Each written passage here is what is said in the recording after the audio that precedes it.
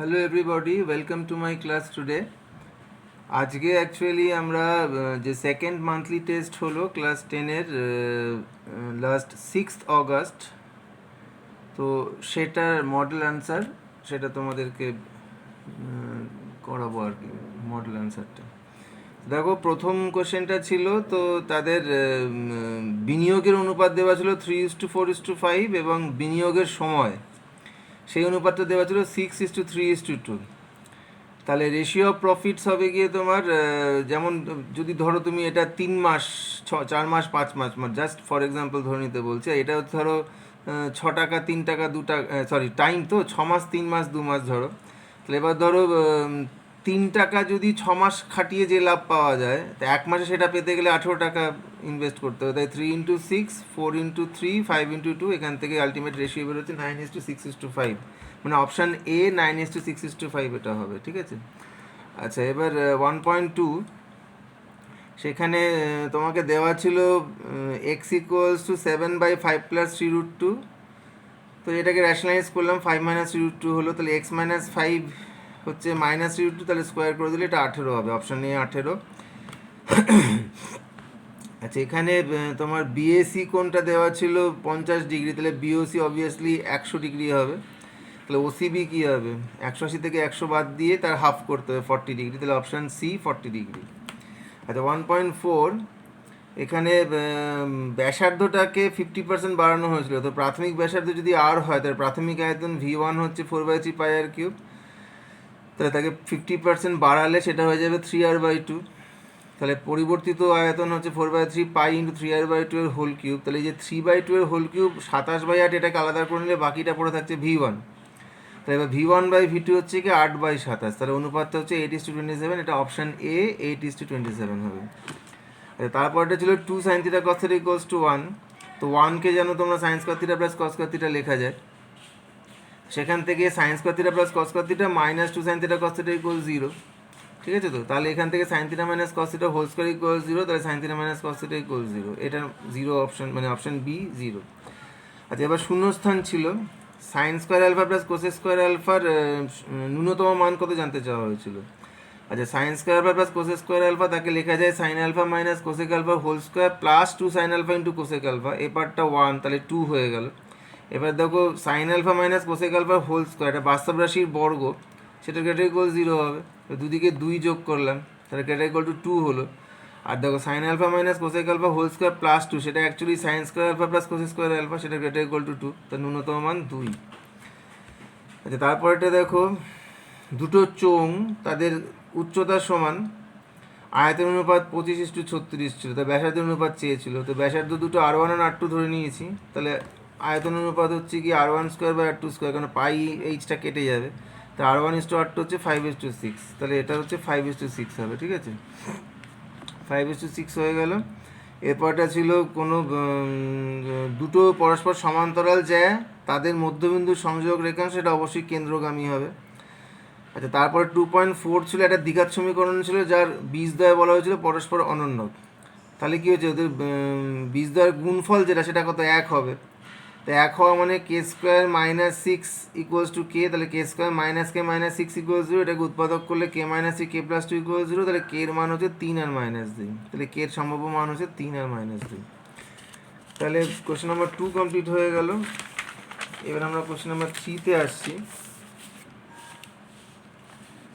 Question number 3, তো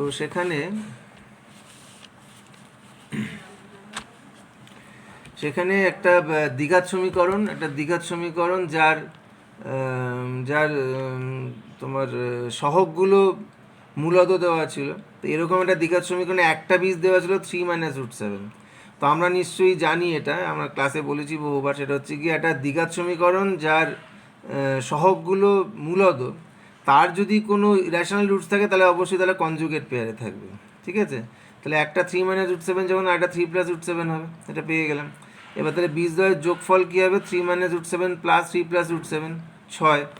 বীজদ্বয়ের গুণফল 9 - 7 মানে 2, তাহলে quadratic equation in variable x. এবার ভেরিয়েবল এক্স হলে এক্স দিয়ে লিখবো, ওয়াই হলে ওয়াই দিয়ে লিখবো। তো এক্স দিয়ে জেনারেলি লেখা হয়, তাই এক্স দিয়ে লেখা হয়েছে x² - 6x + 2 = 0। 3.2 যে কোয়েশ্চেনটা ছিল তাতে বলা ছিল এরকম একটা এবিসিডি বৃত্তস্থ চতুর্ভুজ যার এবি বাহু ই পর্যন্ত বর্ধিত। আচ্ছা, বি বিন্দুগামী, এটা যে ডিসি বাহুর সাথে সমান্তরাল বিএফ, এই কোণটা 25 ডিগ্রি, এই কোণটা 95 ডিগ্রি দেওয়া ছিল, তোমার কাছে এডিসি কোণটা জানতে চাওয়া হয়েছিল। তো এবার দেখো, এই যে এবিসিডি বৃত্তস্থ চতুর্ভুজ তার বিপরীত কোণ সম্পূরক, তাহলে কি হচ্ছে, ডিসিবি আর ডিএবি এদের সমষ্টি 180 degree, opposite angles of cyclic quadrilateral supplementary. তো ওখান থেকে ডিসিবি পেয়ে যাবে 180 - 95 মানে 85 ডিগ্রি। এবারে ফলো করো, এই দুটো যখন পরস্পর সমান্তরাল তাহলে কি হচ্ছে, তোমার এই দুটো কোণ সমান হবে, এরা পরস্পর একান্তর, এই দুটো কোণ সমান। তাই এটা 85 ডিগ্রি বেরোলে তাহলে এটাও 85 ডিগ্রি হবে। তাহলে দেখো সিবিএফ 85 ডিগ্রি পেয়ে গেলাম। পেয়ে যাওয়ার পরে এবার সিবিই, পুরো কোণটা বার করছি। সিবিই হচ্ছে সিবিএফ প্লাস এফবিই, 85 + 25 কত, 110 হলো। এবার দেখো, আমরা জানি কোনো বৃত্তস্থ চতুর্ভুজে কোনো একটা বাহুকে বর্ধিত করলে যে বহিস্থ কোণটা উৎপন্ন হয় সেটা অন্তঃস্থ বিপরীত কোণের সাথে সমান।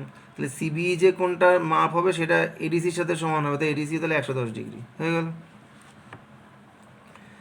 আচ্ছা এইবার, আচ্ছা দাগ নাম্বার 3-এরগুলো হচ্ছে 2 মার্কসের কোশ্চেন ছিল, তো এখানে একটু পার্টগুলো বলে দিই। এই যে আরেকটা বীজ যে 3+7 এটা লেখার জন্য 1, আর এখানে কমপ্লিট করলে 1। আচ্ছা এখানে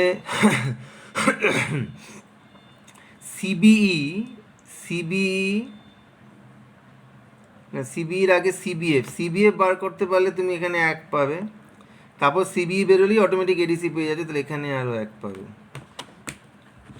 আচ্ছা এবার 3.3, সেখানে sine of A plus B সূত্র তোমাকে দেওয়া হয়েছিল, তোমাকে বলা হয়েছিল এখান থেকেই তোমাকে cos of A plus B সূত্র বার করতে হবে। তা কী করছি না, replacing A by π/2 - a and B by -b, মানে এর স্থলে π/2 - a বসাচ্ছি, বি এর স্থলে -b বসাচ্ছি। তাহলে কী দাঁড়ালো ব্যাপারটা, সাইন অফ এ এর জায়গায় π/2 - a, বি এর জায়গায় -b বসালাম। ডান দিকে এর জায়গায় π/2 - a, বি এর জায়গায় -b, এর জায়গায় π/2 - a, বি এর জায়গায় -b বসালাম। এবার এটাকে একটু গোছালাম, π/2 লিখলাম, এই যে -a - b থেকে মাইনাস কমন নিলে a + b হয়ে গেল। সাইন অফ π/2 - a কসে তুমি জানো cos of -b cos b হয়, ঠিক আছে। কস অফ π/2 - a সাইনে জানো সাইন অফ -b হচ্ছে মাইনাস সাইন b হয়। এবার সাইন অফ π/2 - a + b মানে কস অফ a + b, এটা কসে কস বি মাইনাসের সামনে চলে এলো, কসে কস বি মাইনাস সাইনে সাইন বি, এটা হয়ে গেল কস অফ a + b সূত্র, ঠিক আছে। এবারে চলে আসছি দাগ নাম্বার 4.1। 4.1-এ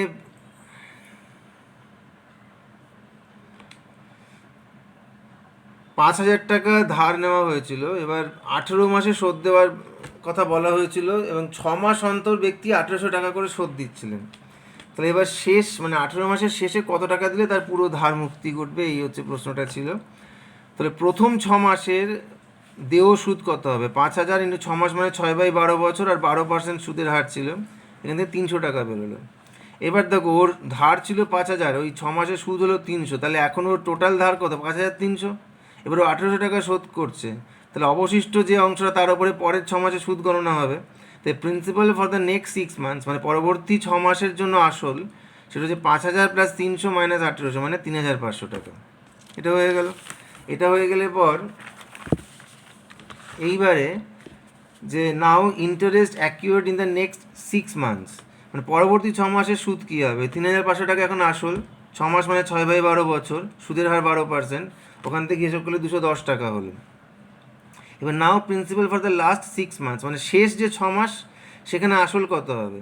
দেখো, একটু আগে আসল ছিল 3,500 টাকা, এখন সুদ হলো 210 টাকা, তার থেকে 1,800 টাকা বাদ, তাহলে 1,910 টাকা, ঠিক আছে। এটা হচ্ছে শেষ 6 মাসের আসল। তো এবার সেই 1,910 টাকার ওপর শেষ 6 মাসে অর্জিত সুদ কত হবে, 114.60 টাকা। এবার amount of the third instalment to clear the total debt হচ্ছে কি 1,910 টাকা তো দিতেই হবে, তার সাথে এই সুদটা 114.60 টাকা যোগ করলে 2,024.60 টাকা। আচ্ছা, নম্বর বিভাজনটা দেখে নাও। নম্বর বিভাজন হচ্ছে প্রথম যে 6 মাসের সুদ 300 টাকা বার করলে তার জন্য 1 টাকা, তারপরে এই 210 টাকা সুদ বার করার জন্য 1 টাকা, তারপরে এই 6 মাসের যে আসলটা বার করলে 1,910 টাকা, তার জন্য 1 মার্কস, তারপর এখানে 1 মার্কস, এবং সর্বশেষ যে যে টাকাটা দিলে সুদ সম্পূর্ণ ধার শোধ হবে তার জন্য 1 মার্কস হয়ে গেল এটা। এবার কোশ্চেন নাম্বার 4.2, সেখানে দেখো ইনিশিয়াল ইনভেস্টমেন্টস অফ এবিসিআর ₹4,000, 5,000, 6,000, মানে প্রাথমিক যে বিনিয়োগ ছিল এটা, এবার এর ক্ষেত্রে কী হচ্ছে, তার 4,000 টাকা is invested for first 4 months and আরও 2,000 টাকা দিয়েছিল 4 মাস পরে, তাহলে 6,000 টাকা ফর দ্য নেক্সট 8 মান্থস। তাহলে the equivalent investment for a to get his part of profit in 1 month is this. তার মানে সমপরিমাণ লভ্যাংশ 1 মাসে পেতে গেলে এর প্রয়োজনীয় বিনিয়োগের পরিমাণ সেটা হচ্ছে প্রথম যে 4,000 টাকা কেটেছে 4 মাস, তার 4,000 ইন্টু 4, আর পরবর্তীকালে 8 মাস কেটেছে 6,000 টাকা, 6,000 ইন্টু 8। তো এখানে পুরোপুরি গুণ না করে আমি একটু কায়দা করে 8,000 ইন্টু 8 লিখেছি, কারণ পরে আমার অনুপাত বার করার সময় সুবিধা হবে। একই রকম বি এর ক্ষেত্রে, ওর ক্ষেত্রে কোনো চেঞ্জ হয়নি, পুরো 5,000 টাকা পুরো 12 মাসই কেটেছে, তাহলে একই রকম equivalent investment for B will be 5,000 into 12, কারণ সমপরিমাণ লভ্যাংশ 1 মাসে পেতে গেলে ওকে এই টাকাটা বিনিয়োগ করতে হবে। সি এর ক্ষেত্রে ও প্রাথমিকভাবে 6,000 টাকা ইনভেস্ট করেছিল, আর 8 মাস পরে ও অর্ধেক তুলে নিয়েছিল, মানে 3,000 তুলে নিয়েছিল। তাহলে প্রথম 8 মাস কেটেছে 6,000 টাকা, আর পরবর্তী 4 মাস কেটেছে 3,000 টাকা। তাহলে সমপরিমাণ লভ্যাংশ 1 মাসে পেতে গেলে সিকে বিনিয়োগ করতে হবে 6,000 ইন্টু 8 প্লাস 3,000 ইন্টু 4। একই রকম এখানে 12,000 কমন নিয়ে 4 প্লাস 1 করেছি, 12,000 into 5। Ratio of investments of ABC, মানে এবিসির মূলধন অনুপাত এখান থেকে বার করে ফেললাম 16:15:15। এই ধাপটা অবধি করতে পারলে তুমি 2 মার্কস পেয়ে যাবে। এবার 3 জনের লভ্যাংশ আলাদা আলাদা বার করবে, তাহলে 1 1 1 3 পেয়ে যাবে। তো দেখো টোটাল অ্যামাউন্ট অফ প্রফিট হচ্ছে 6,900 টাকা, তাহলে এর পোর্শন অফ প্রফিট মানে এর প্রাপ্য লভ্যাংশ সেটা হচ্ছে 2,400 টাকা। বি এর ক্ষেত্রে 2,250, সি এর ক্ষেত্রে 2,250। এবার চলে এসো দাগ নাম্বার 5.1, দ্বিঘাত সমীকরণের সমাধান ছিল। তো এটা তোমরা সবাই জানো যে এখানে যে হরে যে উৎপাদকগুলো আছে তাদের অন্তর 1 রয়েছে, তাহলে আমি এই যে 1-এর বদলে x-1 মাইনাস x-2 করবো, এখানে 1-এর বদলে x-2 মাইনাস x-3 করবো, এখানেও একই রকম। এবার ভেঙে ফেললে এরকম দাঁড়াবে, এখানে 4টে পদ কেটে যাচ্ছে, এটা থাকছে। আচ্ছা, এই যে দ্বিঘাত সমীকরণটায় পৌঁছলাম x² মাইনাস 5x মাইনাস 14 = 0, এইটা অবধি পৌঁছতে পারলে তুমি 1 পাবে, এবং সর্বশেষ যে বীজ দুটো 7 আর -2 এটা বার করতে পারলে আরও 1 + 1 2, মানে টোটাল 3 এখান থেকে হলো। আচ্ছা, 5.2-তে একটা প্রশ্নের অঙ্ক ছিল, সেখানে let initial price of 1 kg of rice was rupees x, মানে প্রাথমিক 1 কেজি চালের মূল্য ছিল x টাকা, x > 0। তাহলে 600 টাকায় প্রাপ্ত চালের পরিমাণ কী হবে, 600/x KG. Now increase price of rice হচ্ছে ₹x+1 পার কেজি, কারণ এখন 1 টাকা করে প্রতি কেজিতে দাম বেড়েছে। তাহলে quantity of rice obtain for ₹600 after the price hike, সেটা হবে 600/x+1, মূল্য বৃদ্ধির পর এখন 600 টাকা এই পরিমাণ চাল পাওয়া যায়। প্রশ্নকর্তা বলেছেন যে এতে 1 কেজির পার্থক্য হচ্ছে, তাহলে নিশ্চয়ই আগে বেশি চাল পাওয়া যেত, এখন কম চাল পাওয়া যায়, দাম যেহেতু বেড়ে গেছে। তাহলে আগের পরিমাণ মাইনাস এখনকার পরিমাণ বিয়োগ করলে 1, এখান থেকে সমাধান করলে 24 পাওয়া যাচ্ছে। তাহলে price of 1 kg of rice before the price hike was ₹24, মানে মূল্য বৃদ্ধির আগে প্রতি কেজি চালের মূল্য ছিল 24 টাকা। আচ্ছা, এবার চলে এসো কোয়েশ্চেন নাম্বার 6.1-এ। সেখানে x = 1 + 3^2/3 + 3^1/3 দেওয়া ছিল। এটার মান জানতে চাওয়া হয়েছিল, x³ - 3x² - 6x - 4। তো দেখো প্রথমে 1টাকে বাদিকে নিয়ে এলাম, তাহলে x - 1 = 3^2/3 + 3^1/3, এটাকে 1 নম্বর করে দিলাম। এবার এটাকে দুদিকে ঘন করছি, উভয় পক্ষ ঘন করলে এদিকে x - 1 এর কিউব, এদিকে 3^2/3 + 3^1/3 তার কিউব। বাদিকে a - b হোল কিউব ভেঙে ফেললাম, আর ডান দিকেরটা অন্য সূত্রে ভাঙলাম, a + b হোল কিউবেরই একটা সূত্র আছে a³ + b³ + thrice ab * a + b, ওই সূত্র প্রয়োগ করলাম। তাহলে এটার কিউব করলে 3², এটার কিউব করলে 3, এবার 3ab এ দুটো গুণ আর ইন্টু a + b লেখা হলো। এই অবধি করতে পারলে তুমি 1 পাবে। এদিকটা কোনো চেঞ্জ হলো না, ডান দিকে 3² 9, এটা 3, এদিকে দেখো 3^2/3 ইন্টু 3^1/3, মানে 3^1 মানে 3, 3 × 9, আর এটার জায়গায় আমি x - 1 বসিয়ে দিলাম ফ্রম 1, মানে 1কে ব্যবহার করে। এবার এখান থেকে সরল করলে তুমি এটা মান পেয়ে যাচ্ছ 0। এই অবধি করতে পারলে 2, 1 + 2 3। আচ্ছা, 6.2-তে দেখো x = √3/2, এটার মান জানতে চেয়েছিল। তো উই হ্যাভ x/1 হচ্ছে √3/2, তাহলে উল্টে দিলাম 1/x 2/√3, ব্র্যাকেটে লিখতে হবে ব্যস্ত প্রক্রিয়া। আচ্ছা, 1/x = 4/2√3, মানে এটাকে ওপর নিচে 2 দিয়ে গুণ করলাম, কারণটা একটু পরেই বুঝতে পারবে। আচ্ছা, এবার যোগভাগ প্রক্রিয়া প্রয়োগ করলাম, যোগভাগ প্রক্রিয়া প্রয়োগ করলে 1 + x/1 - x হচ্ছে ওপরে 4 + 2√3, তলায় 4 - 2√3। আচ্ছা, 4 + 2√3 মানে √3 + 1 এর হোল স্কোয়ার, তোমরা জানো ইতিপূর্বে বহুবার করেছো এটা। এটা নিচে √3 - 1 এর হোল স্কোয়ার। এবার √1 + x বা √1 - x, তোমরা জানো √1 + x মানে ধনাত্মক বর্গমূল। তাহলে এখানে √3+1ও ধনাত্মক, √3-1ও ধনাত্মক। এই যে ডান দিকে যুক্তি লিখে দিয়েছি, যেহেতু √1 + x √1 - x > 0, তাই জন্য প্লাস মাইনাস নেওয়া হলো না, ঠিক আছে। আচ্ছা, এটা 1 - √3ও নেওয়া যাবে না, কারণ 1 - √3টা নেগেটিভ হয়ে যাবে, তাই √3-1 লিখতে হলো। এবার পুনরায় যোগভাগ প্রক্রিয়া প্রয়োগ করলে তুমি √3 পাবে উত্তর, ঠিক আছে। আচ্ছা, পরের 7.1 এই কোশ্চেনটাতে তোমার 3টে অনুপাত সমান দেওয়া ছিল, A:B:C জানতে চাওয়া হয়েছিল। তো তোমরা সংযোজন প্রক্রিয়া জানো। আচ্ছা, সংযোজন প্রক্রিয়া যে ধ্রুবকগুলো ব্যবহার করা হচ্ছে সেটা 1, -1 আর 1। তো দেখো, now applying addendo we have each of the given 3 ratio. তার মানে বাংলায় বললে দাঁড়াবে যে সংযোজন প্রক্রিয়া দ্বারা প্রদত্ত অনুপাতত্রয়ের প্রত্যেকে সমান সমান, এটা হিসেব করলে দেখো হাফ বেরোবে, প্রোভাইডেড 2a - 2b - c ≠ = 0। এই অবধি করতে পারলে তুমি 1 পাবে। এরপরের পার্টটা খুবই সোজা। এরপরে তুমি 3টে অনুপাতই হাফ, তাহলে তুমি প্রথম অনুপাতটাকে হাফ করলে ওখান থেকে তুমি a/2 = b/3 পাবে। দ্বিতীয় অনুপাতটা হাফ করলে সেখানে b এর মানটা বসিয়ে দেবে, সরি a এর মানটা বসিয়ে দিলে b আর c এর কানেকশন হলো, তাহলে b/3 = c/4। তাহলে 1 আর 2 কানেক্ট করলে তুমি পেয়ে যাচ্ছে a/2 = b/3 = c/4। তাহলে a:2b:c হচ্ছে 2:3:4, ঠিক আছে। তো এই পর্যন্ত এই ভিডিওটা থাক, পরেরটাতে আমি পরেরটা নিয়ে আসছি।